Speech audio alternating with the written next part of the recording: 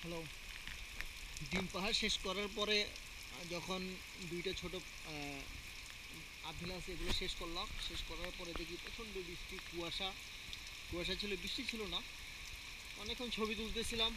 তো হাইস্ট রোডে আসার আরেকটা পিক বাকি ছিল তখন, ওই দিক আগেই বৃষ্টি শুরু হয়ে গেছে। এত বৃষ্টি যে মানে কাক ভেজা হয়ে গেছে। এখনও দেখা যাচ্ছে অনেক বৃষ্টি।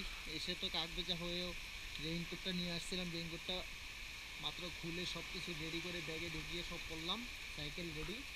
এখন ইনশাল্লাহ সব ডাউনহিল শুরু হবে।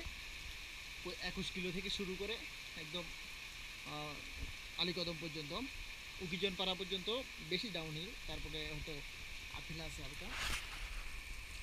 তো এই কারণে আর কি কোনো আপডেট দেওয়া হয় নাই। যাই তাহলে।